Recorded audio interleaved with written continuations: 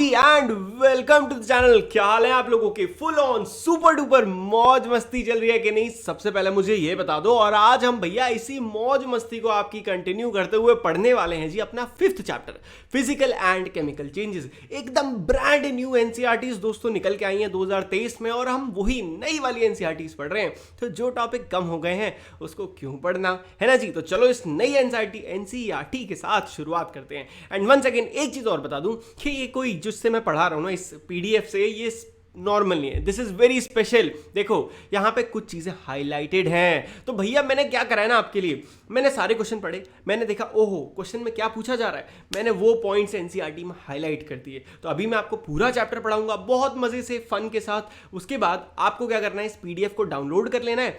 जब चाहो 5 मिनट के अंदर पूरा चैप्टर रिवाइज हो जाएगा।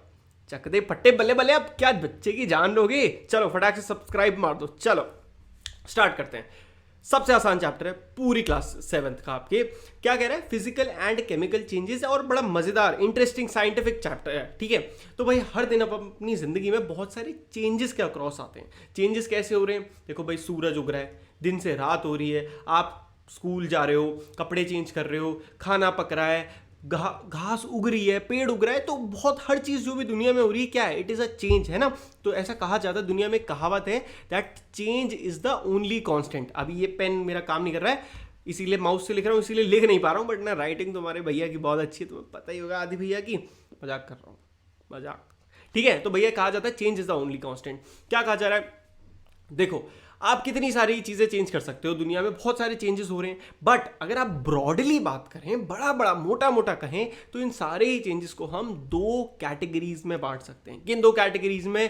कैटेगरी नंबर 1 है भैया आपकी फिजिकल चेंजेस, कैटेगरी नंबर 2 है आपकी जी केमिकल चेंजेस। बहुत सिंपल चैप्टर है, 6 टॉपिक्स है कुल मिला के, जिसमें से 2 हो गए फिजिकल और केमिकल चेंज। और फिजिकल चेंज तो इतना आसान है, तुम कहोगे भैया ये तो हलवा था। देखो अब पढ़ते हैं भैया फिजिकल चेंज क्या होते हैं।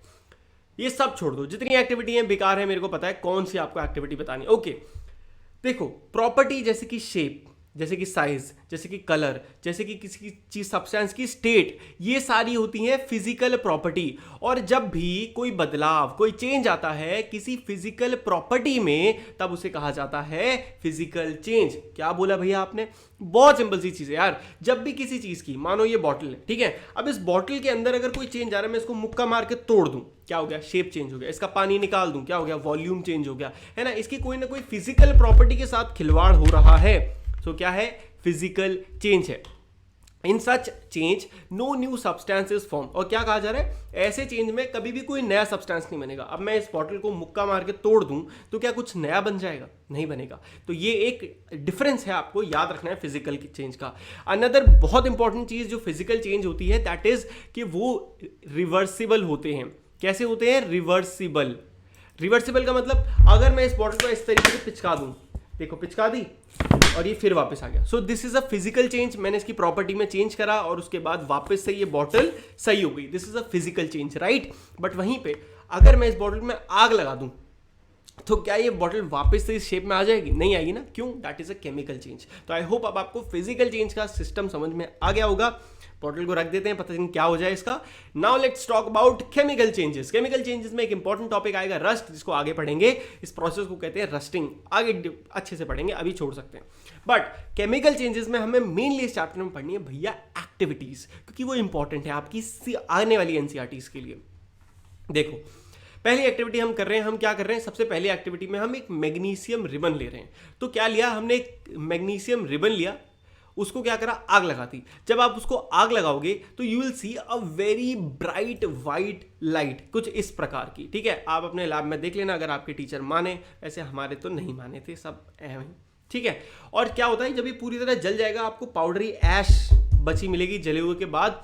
ठीक है, अब ये बताओ क्या ये जो ऐश आ गई, एक स्ट्रिप थी, यहां देखो ये स्ट्रिप थी, ये कन्वर्ट किस में हो गई? ऐश में। अब क्या ये ऐश पहले की तरह चेंज हो सकती है? नहीं। Then it is a chemical change. अब आपको इस चैप्टर में याद रखने वाली चीजें हैं भैया, इक्वेशंस याद करनी है। तो मैग्नीशियम है एक तरफ, तो लिख लो Mg, उसके साथ हमने उसमें आग लगाई। तो जब भी किसी चीज में आग लगाई जाती है तो इक्वेशन में लिखा जाता है भैया बस ऑक्सीजन चिपका दो, ये बन जाती है उसकी इक्वेशन। ज्यादा सोचना नहीं है इक्वेशन बनाने में।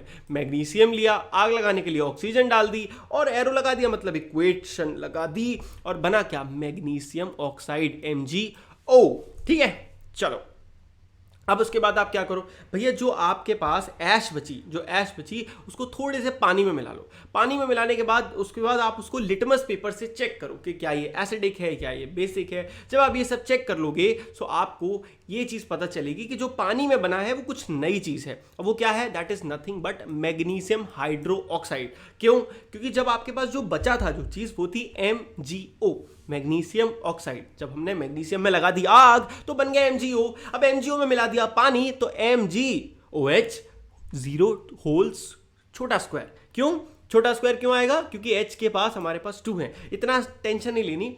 पानी को कहते हैं H2O, मैग्नीशियम ऑक्साइड को कहते हैं MgO, दोनों को जोड़ा बन गया MgOH का होल ट्वाइस। इसको आप 1-2 बार लिख लोगे, दिमाग में अच्छे से बैठ जाएगा। और हाँ ये याद रखना, जब भी किसी में OH आता है दैट मीन्स वो क्या है, वो एक बेस है, ये भी याद रखना।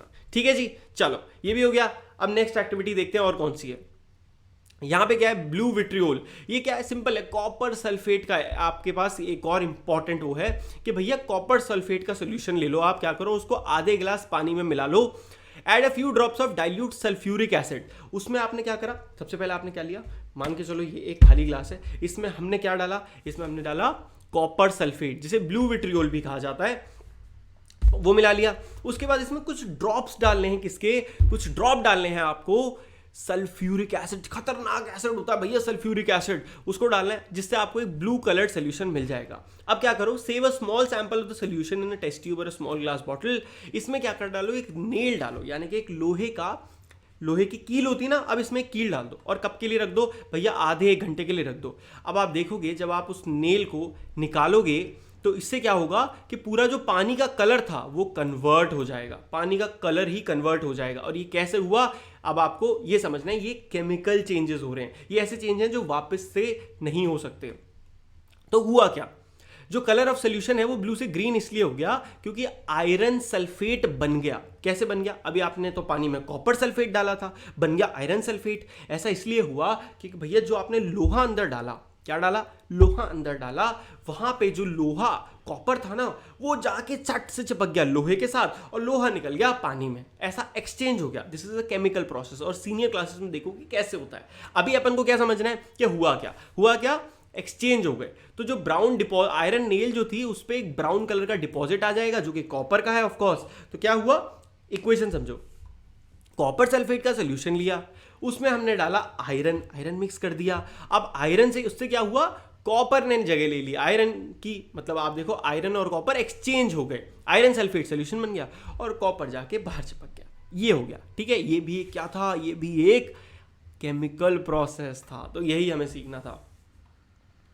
एक और केमिकल प्रोसेस क्या है भैया, कार्बन डाइऑक्साइड का टेस्ट करना। देखो कार्बन डाइऑक्साइड को जब भी आप लाइम वाटर से पास करते हो, ठीक है, लाइम वाटर से, तो हमेशा आपको क्या मिलेगा, कैल्शियम कार्बोनेट मिल जाएगा। ये आपको याद रखना है फिक्स। ये पूरी इक्वेशन कैसे, CO2 कार्बन डाइऑक्साइड है, उसमें आपने लाइम वाटर मिला दिया तो उससे लाइम वाटर को कहते हैं CaOH का होल ट्वाइस, तो आपको मिलेगा कैल्शियम कार्बोनेट CaCO3 और साथ में वाटर, ये 2 चीजें मिलेंगी। और हाँ हमेशा याद रखना, जब भी आपको चेक करना है कि कहीं पे कार्बन डाइऑक्साइड आ रही है कि नहीं, तो आपको क्या करना है, हमेशा उसको लाइम वाटर से पास करा देना है। या आप फ्यूचर क्लासेस में देखोगे कि स्टैंडर्ड टेस्ट है ये CO2 का, क्या स्टैंडर्ड टेस्ट, कि हम कैसे CO2 को टेस्ट करें।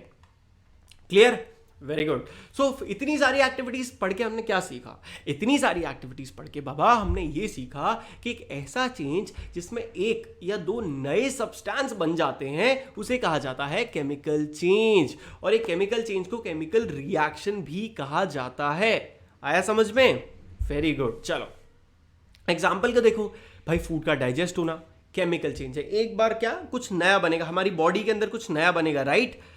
फ्रूट्स का पक जाना, फर्मेंटेशन, ग्रेप्स का सड़ जाना, ये सब होता है केमिकल चेंजेस की वजह से। अब medicine is the end product of a chain और केमिकल रिएक्शन। तो देखो, एक दवाई बनती है केमिकल रिएक्शन की वजह से। जितने भी यूजफुल प्रोडक्ट हैं, प्लास्टिक, डिटर्जेंट, ये सब बनते हैं केमिकल रिएक्शंस की मदद से। ठीक है, अब देखो एक केमिकल रिएक्शन के अंदर क्या क्या हो सकता है। एक केमिकल रिएक्शन के लिए ये भी समझ लो, हीट और लाइट या किसी तरीके की रेडिएशंस आ सकती हैं या वो एब्जॉर्ब कर सकता है। जैसे कि अगर आप आग लगाओगे तो हीट भी आती है, लाइट भी आती है। ये क्या है? केमिकल रिएक्शन है। साउंड में भी प्रोड्यूस्ड, साउंड, आवाज आने लगे। उसके अलावा एक स्मेल आए अजीब सी, या फिर कलर चेंज हो जाए, या फिर गैस उसमें से निकलने लग जाए। ये सब क्या है? ये सब कुछ एग्जाम्पल्स है कि क्या क्या चीजें हो सकती हैं जब आप एक केमिकल प्रोसेस करोगे। And now this is all not important. And next very important topic है जी अपना रस्टिंग ऑफ आयरन। ओके जी, अब अपना नेक्स्ट इंपॉर्टेंट टॉपिक आता है रस्टिंग। क्या होता है रस्टिंग? ये क्या है? एक ऐसा चेंज है जो आयरन से बनी चीजों को अफेक्ट करता है और धीरे धीरे उनको डिस्ट्रॉय कर देता है। इसे कहते हैं रस्टिंग। हिंदी में इसे कहते हैं जंग लग जाना। कई बार आपने मम्मी पापा से सुना होगा कि इस चीज में जंग लग गई है ना। लोहे की बनी चीजों में जंग लग जाती है। अब ये जो प्रोसेस होता है, इसकी केमिकल रिएक्शन हमको याद होनी चाहिए एज अ स्टूडेंट। क्या होती है? आयरन था अच्छा खासा, उसका मिल गया, उसको कौन मिल गया? ऑक्सीजन मिल गया। ऑक्सीजन कहाँ से मिल गई? एटमॉस्फेयर में। हमारे एटमॉस्फेयर में बहुत सारी ऑक्सीजन है, आप जानते होंगे। वो ऑक्सीजन मिल गई, साथ में भैया मिल गया गलती से भी कहीं से मॉइस्चर, यानी कि पानी। जैसे कि अब आपका कूलर था, बाहर रखा था, बारिश आ गई, मॉइस्चर भी मिल गया, ऑक्सीजन भी मिल गई, लोहा भी मिल गया, एंड चकदे फट्टे बन गई रस्ट। ठीक है, जिसको कहते हैं Fe2O3। For rusting the presence of both oxygen and water is essential. ठीक है, ये दोनों ही बहुत इंपॉर्टेंट है, याद रखना। अब अगला इंपॉर्टेंट सवाल है कि ठीक है रस्टिंग तो होती है, बट हम रस्टिंग से बचाएं कैसे? ये क्वेश्चन आएगा। तो रस्टिंग से अगर आपको किसी चीज को बचाना है, सबसे पहले आपको कोशिश करनी पड़ेगी कि वो ऑक्सीजन और वाटर के साथ में ना कनेक्ट आए। अगर पानी लोहे की चीज है, कोशिश करो उसको पानी से दूर रखो। इसका सिंपल तरीका क्या है? उस पर पेंट लगा दो। पेंट से क्या होगा? ऑक्सीजन उस तक नहीं पहुंच पाएगी। या ग्रीस लगा दो। ग्रीस क्या है? पानी रेपेलेंट होता है, ग्रीस पे पानी रुकता नहीं है, तो पानी नहीं टच होगा।